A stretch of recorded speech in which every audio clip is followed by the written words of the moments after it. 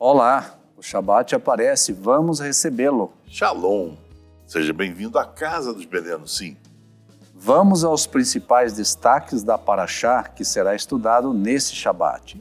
Raê Sara começa com a morte de Sara na idade de 127 anos e a busca de Avraham por um local apropriado que fosse digno de sua grandeza. Avraham recusa-se a aceitar a generosa oferta de Efron, um membro da nação hitita que vivia na terra de Israel, de dar-lhe Mearat Hamar-Pelá, na cidade de Hebron, sem custo algum. E Avraham termina por pagar uma enorme soma de dinheiro pelo lote, onde finalmente sepulta sua amada esposa.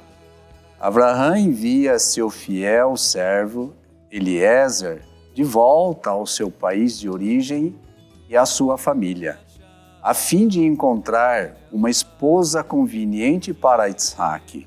Chegando à cidade de Avraham, Naharaim, Eliezer alinhava um plano pelo qual conseguirá selecionar uma moça recatada e generosa, apropriada para o filho de seu amo.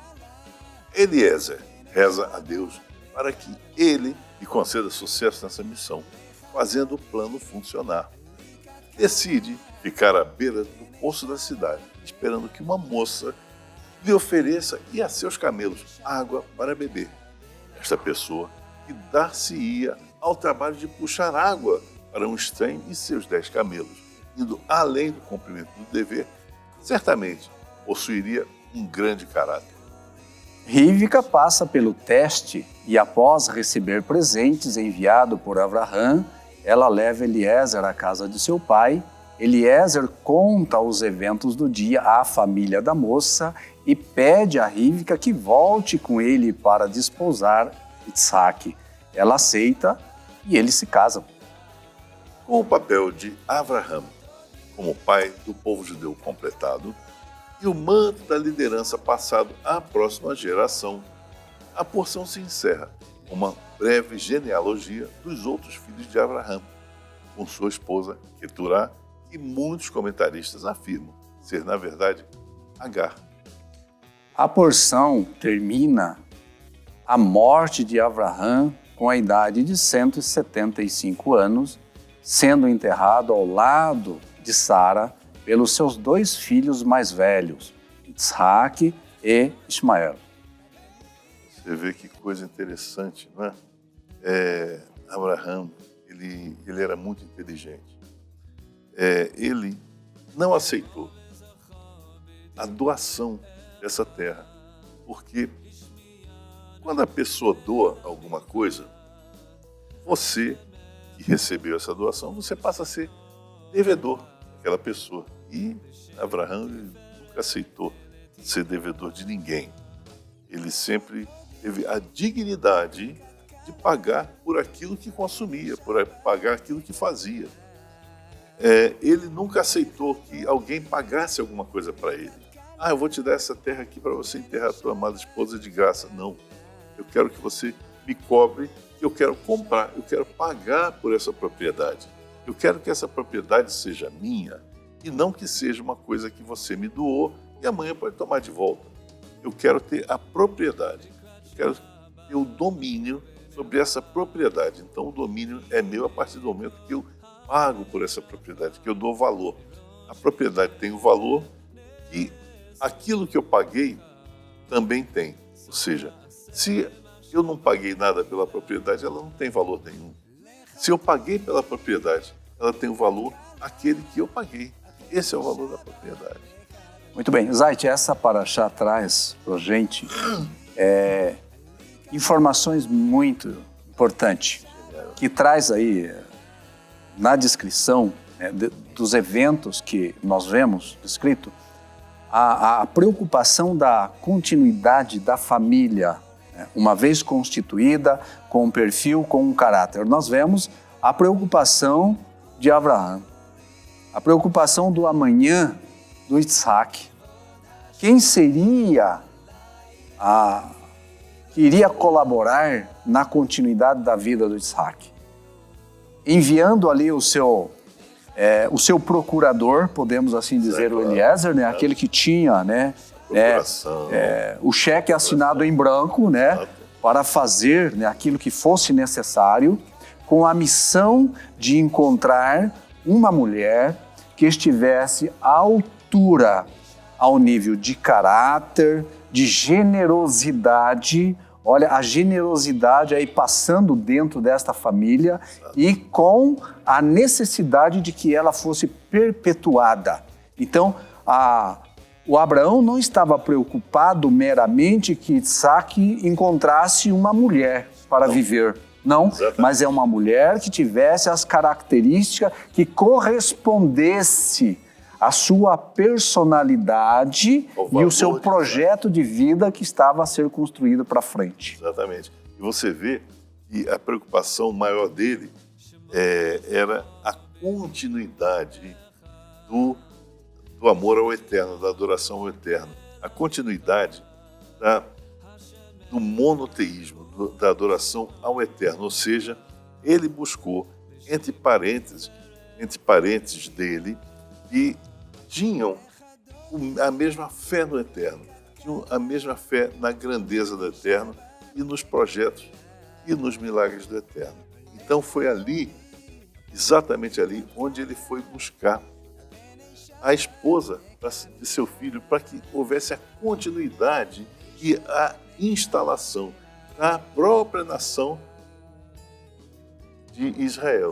Então, você há de convir comigo que a construção de uma família não depende apenas de um homem ou qualquer homem unir-se com uma mulher ou qualquer mulher. Exatamente. É que vai construir uma família que vai representar os interesses e o plano divino dentro da sociedade. Você disse né? Tudo. Então o princípio é: qual é o homem, a qualidade deste homem, qual é a formação deste homem, quais os princípios deste homem e qual é a mulher que ele vai escolher para dar continuidade nesta família representante do projeto divino.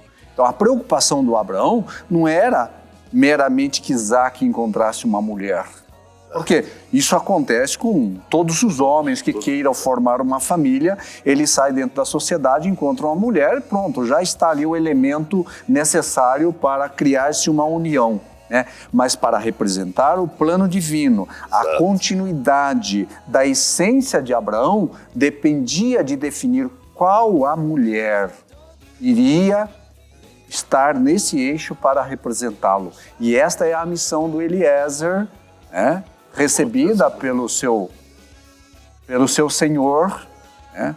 Ir para a sua cidade de origem, né? E lá completar essa missão. Então teve alguns testes que foram feitos, né? E de repente aparece ali uma moça, né? Que começa a preencher todas as características, a força do pedido, a força do pensamento, a força da palavra. Né? Eliezer pediu, né? Que Hashem colocasse diante dele aquela moça, aquela pessoa, aquela mulher que lhe desse sinais que fosse possível identificar, né, ser apropriada para esta união com Isaac e preencher a ansiedade e o desejo do seu Senhor. Você vê, Kefa, que o que acontece é que as pessoas têm que ter a mesma equivalência em valor. Isso quer dizer o seguinte: se Isaac tem um grande valor, a esposa tem que ter o mesmo nível de valor do marido. Os dois têm que se correlacionarem, os dois têm que ter o mesmo nível de valor. Caso contrário, a coisa não funciona. Se o marido tem um grande nível espiritual e a mulher não, ou então se a mulher tem um grande nível espiritual e o marido não, esses dois nunca vão se ajustar, a não ser que haja uma forma de um deles, o que tem o maior nível espiritual, elevar aquele que tem o menor nível espiritual. Se isso acontecer, aí sim, aí seria um casamento fantástico, um casamento maravilhoso, porque essa pessoa teve a capacidade de tirar aquela outra que não tinha nível espiritual da posição inferior que tinha para a posição superior. Seja o marido ou a mulher aquele que conseguir elevar o nível de valor espiritual daquela pessoa, fantástico. Mas se isso não for possível, se a pessoa se recusar ao crescimento, esse casamento ele está fadado ao fracasso. Nós temos que entender o seguinte: antes do casamento, nós temos que conhecer os valores espirituais de um e do outro. Os casamenteiros hebreus, eles fazem exatamente isso. Eles conhecem, normalmente são da mesma comunidade, eles conhecem o rapaz e a moça desde os primórdios, desde criança, e sabem quais as tendências espirituais de um e quais as tendências espirituais do outro, quais os interesses materiais de um e os interesses materiais do outro. Então, os casamenteiros, eles sabem, esse aqui vai se dar bem com aquela ali, aquela vai se dar bem com esse aqui. Então, eles sabendo disso, os casamenteiros colocam as famílias em contato, colocam os filhos em contato, para que haja um desenvolvimento afetivo entre os dois. A partir do momento em que esse desenvolvimento afetivo acontece, então o casamento passa a ser viável. Porque não basta tão somente que haja o nível equivalente, equipotente. Os níveis de valor têm que ser equipotentes. O poder de um tem que ser o poder do outro. A capacidade de um tem que ser a capacidade do outro. Então, não basta apenas que isso aconteça. É também necessário e fundamental que haja o sentimento de um pelo outro. É esse sentimento, junto com essas capacidades equivalentes, que vão levar a esse casal, quando tiverem 90 anos de idade, andarem ainda na rua de braços dados, de mãos dadas, um tendo o máximo carinho pelo outro, tendo feito já seus filhos, posto seus filhos no mundo, com filhos vitoriosos, como filhos capazes de se sustentar, de criar novas famílias também no mesmo nível. Então, são essas pessoas que aos 90 anos vão estar andando pela praça de mãos dadas. Diante desses fatos, nós chegamos à conclusão em ver a seguinte questão. Essa paraxá, nós não vamos nos limitar em dizer Sara morreu. Não. Sara morreu. Sara não está mais entre nós. Exato.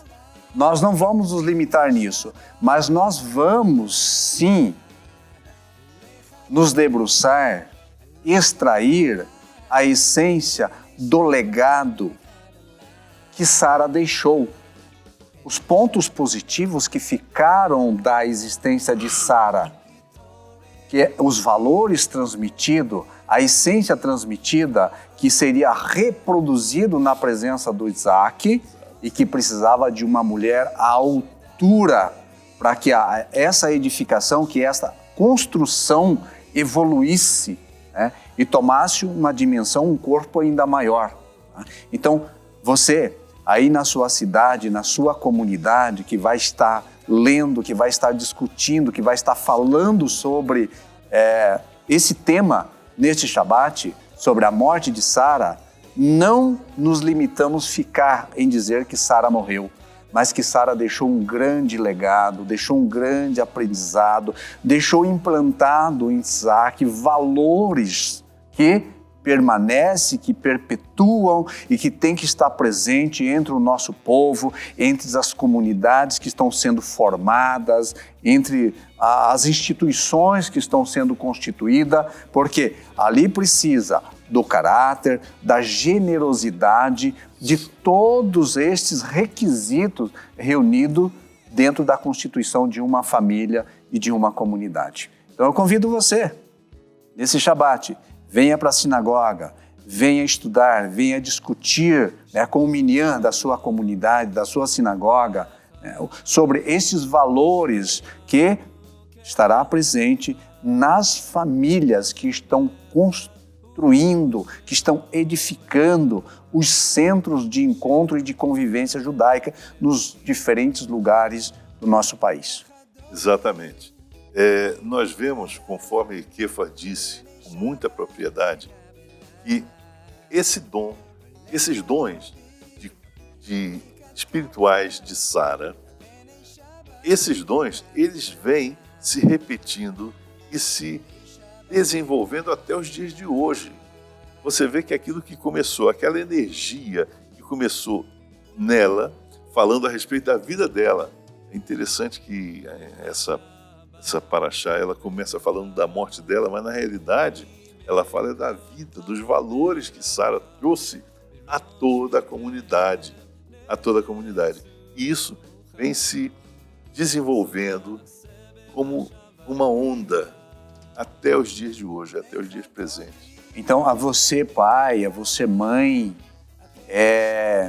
que tem a tarefa da formação, da educação, da transmissão de valores aos seus filhos, ao verem chegar na idade de reproduzir, né, o cenário de família, né, de construir uma nova família. Né, que a preocupação de Abraão esteja em exercício na vida de todas as famílias. Quem será o esposo da minha filha? Quem será a esposa do meu filho? O seu modelo de caráter, né, o seu princípio de família. Né? Então vamos ter a preocupação de criar junções, constituir a consolidação de famílias, que esses valores estejam presentes, que só desta forma nós teremos comunidades fortes, nós teremos famílias estabelecidas com longevidade, né? Por que não dizer famílias estabelecidas até a separação da morte, né? Que é o pensamento, que é o ideal, que era o objetivo do Abraão. Abraão não mandou Eliezer ir procurar uma mulher que o seu filho pudesse passar com ela alguns anos, né? Ou algum período da sua vida. Não, uma mulher que pudesse estar à altura de representar o caráter que Sara e que ele próprio havia transmitido para o seu filho. Olha só, a preocupação de Abraão é que ele fez uma criação muito forte com seu filho.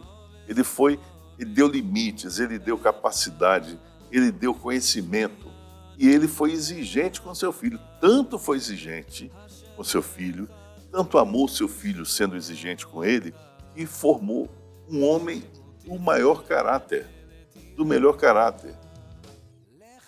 Esse é Isaac. E ele, sabendo disso, sabendo o valor do filho, ele falou: eu não vou entregar o meu filho para casar com qualquer uma. Tem que ser uma mulher de grande valor. E ele colocou o seu servo para encontrar essa mulher. Ele encontrou uma mulher. Mas você acha que essa mulher, ela já nasceu sendo aquela pessoa de grande nível, de grande espiritualidade? Não. Também isso foi desenvolvido em família. É a família, desde a mais tenra idade, que desenvolve as capacidades, o espírito, que desenvolve o conhecimento, que exige que o filho tenha um comportamento exemplar. O pai, a mãe, eles têm que exigir e têm que impor um conhecimento exemplar, uma capacidade exemplar, uma disciplina exemplar. O comportamento tem que ser exemplar. Mas, Aite, tem alguns segredinhos nesta formação de família e nesta convivência do mundo judaico que nós vamos deixar para que os nossos telespectadores acompanhem na discussão da Paraxá no próximo Shabat. Né? Estes assuntos que nós falamos aqui e muitas outras coisas serão comentadas pelo mais competente Minyan. E que fala de Anusim para Anusim. Compartilhe esse vídeo com seus amigos no Facebook. Inscreva-se no nosso canal e ative as notificações. Este programa é transmitido também pela Rádio Judaica Portuguesa, direto de Belmonte, em Portugal. Seja um mantenedor da casa dos Bnei Anusim. Shalom. Shalom.